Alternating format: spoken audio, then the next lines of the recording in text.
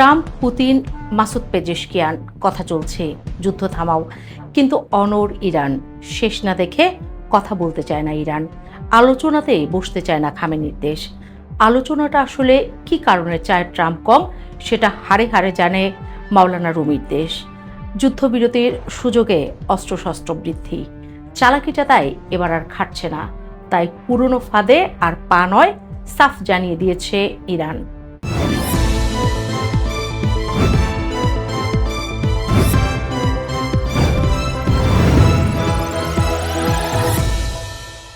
দিন পাঁচেক পর আবারও ট্রাম্প পুতিনের ফোন আলাপ। পুতিনকে যেই ফোন দিয়েছেন ট্রাম্প, তাদের মধ্যে কি হয়েছে সেটা সবটা বাইরের দুনিয়ায় জানার কথা নয়।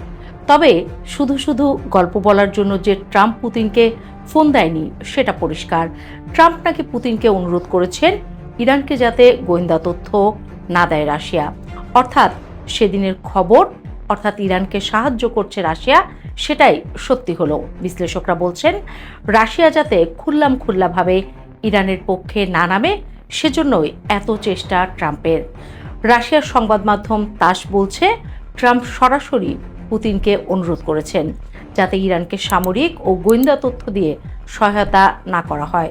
মূলত রাশিয়া যাতে ইরানের পাশ থেকে সরে দাঁড়ায়, সেই লক্ষ্যে ট্রাম্পের এই বারবার ফোন। এদিকে ইরানের দিক থেকে আসা আক্রমণগুলো ওয়াশিংটনের ঘুম উড়িয়ে দেওয়ার জন্য যথেষ্ট।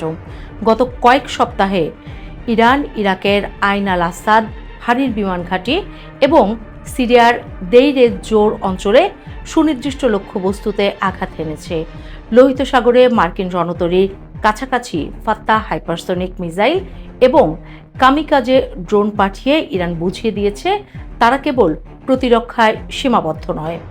হরমুজ প্রণালীর কাছে মার্কিন নজরদারি ড্রোনের সিগন্যাল জ্যাম করে ভূপাতিত করার ঘটনা প্রমাণ করে যে তারা এখন সরাসরি মার্কিন স্বার্থে আঘাত হানতে প্রস্তুত।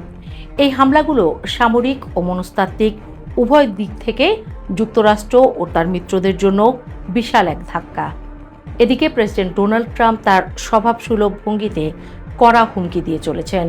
ওভাল অফিস থেকে দেয়া ভাষণে তিনি জানিয়েছেন ইরান আগ্রাসন বন্ধ না করলে এমন শক্তি প্রয়োগ করা হবে যা বিশ্ব আগে দেখেনি।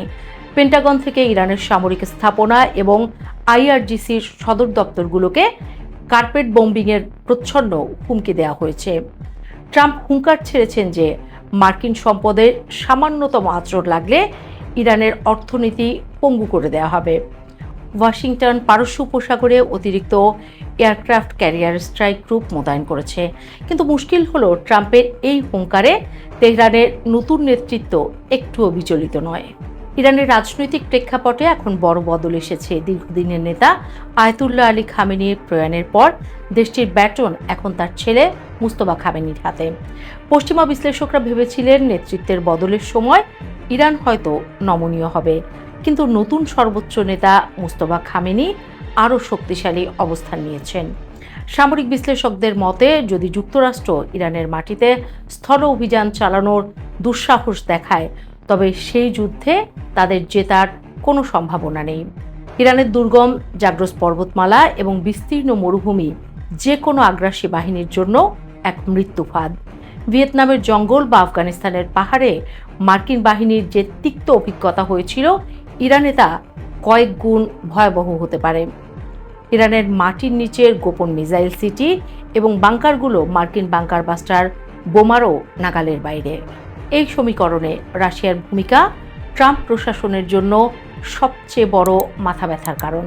রাশিয়া কিভাবে ইরানের পাশে থাকছে তা এখন প্রকাশ্য।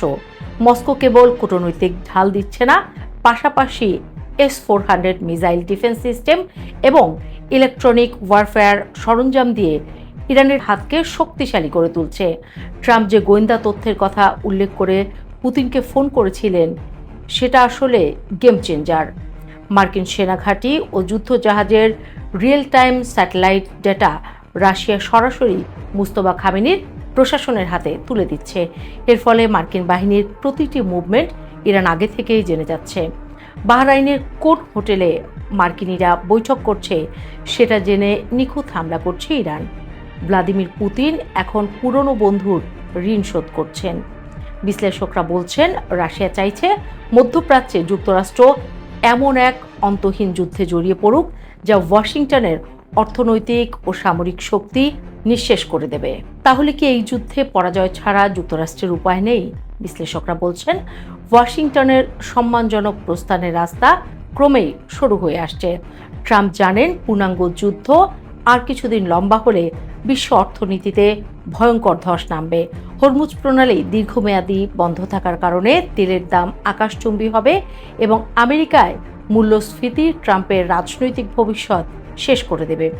অন্যদিকে ইরানকে শক্তি বৃদ্ধি করতে দিলে মধ্যপ্রাচ্যে মার্কিন আধিপত্যের মৃত্যু ঘটবে। এই উভয় সংকটে পড়ে যুক্তরাষ্ট্র এখন দিশেহারা। সামরিকভাবে ইরানের কিছু ক্ষতি করার সক্ষমতা পেন্টাগনের থাকলেও তার জন্য যে চড়া মূল্য চোকাতে হবে তা লাভজনক নয়।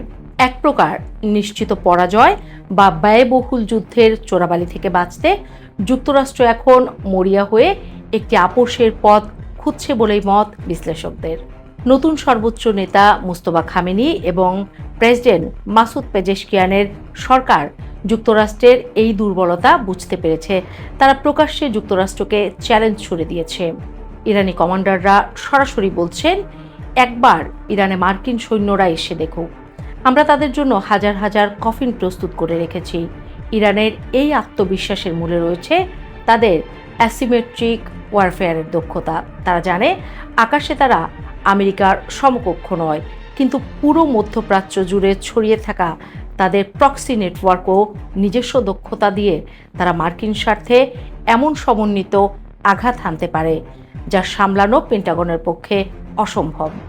তাই মার্কিন সৈন্যরা এসে দেখুক এটি নিছক কোনো হুমকির মধ্যে সীমাবদ্ধ নয়, উল্টো কয়েক দশকের সুপরিকল্পিত সামরিক প্রস্তুতির প্রতিফলন। এদিকে যুক্তরাষ্ট্রের পক্ষ থেকে বারবার প্রচার করা হচ্ছে যে যুদ্ধ বেশি দিন স্থায়ী হবে না। পেন্টাগন দাবি করছে তীব্র বিমান হামলায় কয়েক সপ্তাহের মধ্যে ইরানের সামরিক মেরুদণ্ড ভেঙে দেওয়া সম্ভব, কিন্তু বিশ্লেষকরা একে অবাস্তব বলছেন।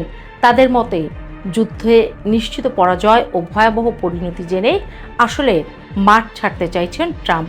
ব্যবসায়ী মানসিকতার ট্রাম্প বোঝেন কোন বিনিয়োগে লাভ নেই। তিনি চাইছেন ইরানকে দ্রুত আক্রমণ করে নিজের জনগণের সামনে সেটাকে বিশাল বিজয় হিসেবে প্রচার করে দ্রুত সৈন্য ফিরিয়ে আনতে, কিন্তু ইরান সেই সুযোগ দিতে রাজি নয়।